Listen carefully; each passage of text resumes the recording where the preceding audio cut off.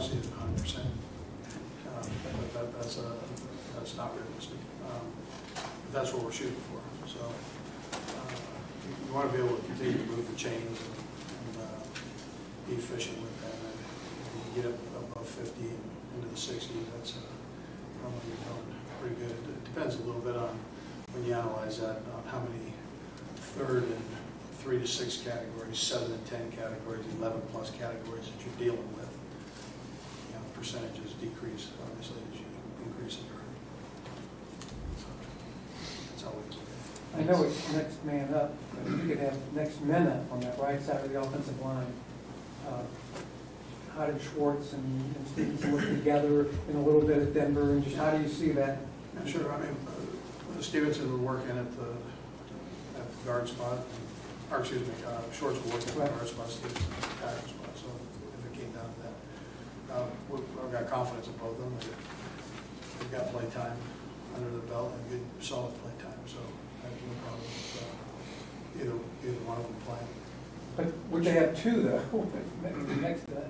Yeah, I don't care. I mean, either or both could play. I'm good with either one. If it came down, I don't think it's going to come down to that. If it does, I'm good with it. It seems like the last handful of games you've taken some more shots downfield, trying to hit some big plays.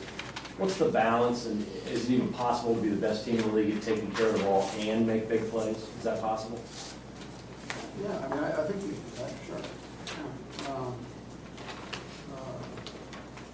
And I mean, the answer to the first part, we did take more shots downfield, and we'll continue to work on that. That hasn't necessarily been our strength in this offense up to this point, but we're trying to get better at the things that we need to get better at, and that's one of them. So we'll keep working on it. At the same time, we'll work on taking care of the football. And that's an important, of course, the points and score are important. Each team's going to give you an opportunity, for something different. We felt maybe we had a shot at getting a couple deep ones against that crew. Every week's different.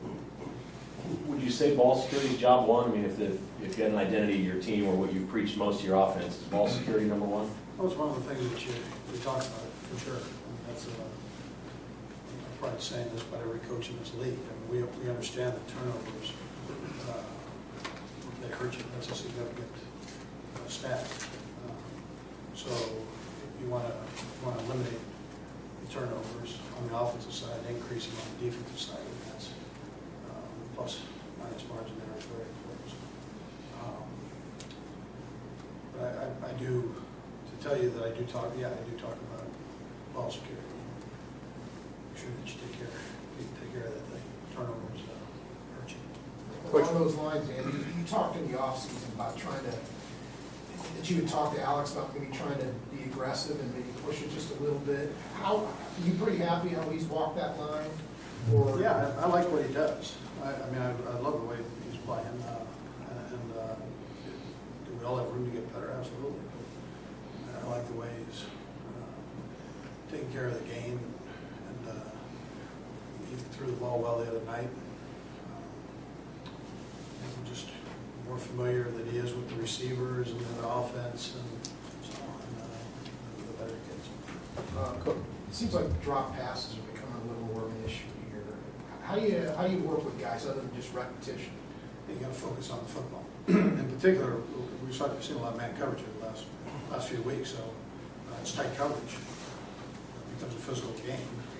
You got to make sure that you focus on that much more on the football and stay aggressive on the ball. So we keep working on practice. We get great look from the scout team. So keep working it and making sure that keep your focus up every practice, every rep that you get. Coach, the later you get into the season, what are some of the keys or challenges in getting your team to play its best football late in the season? Yeah, you keep doing the process every week. So I mentioned to you almost every day here, right? That you make sure that you look at the team that you're playing, you respect them. We're in the National Football League. The margin between win and lose is that big. So you got to make sure you come in, you study and respect them, and then get yourself ready to play. And you lose focus on that process. Wednesday, Thursday, Friday, Saturday. Lose focus on that process. So you take shortcuts, you got a problem. So this group hasn't done that.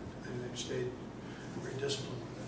I wouldn't expect anything else. You said, I'm talking about right guard and tackle, you said you didn't think it was going to come down to that. Do you think Asamoah is closest to Well, coming? he's gonna try to go today, so Okay. I would tell you, he's closer than Fish, but Right. I would still tell you it's a day-to-day thing. Fish did not do the walkthrough. The first three guys I mentioned didn't do the walkthrough.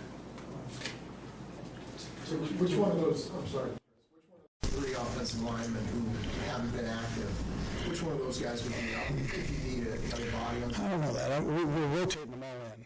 So Rock, Johnson, I mean, they're all getting reps in there. And we'll just, keep doing that and just see how it works. Can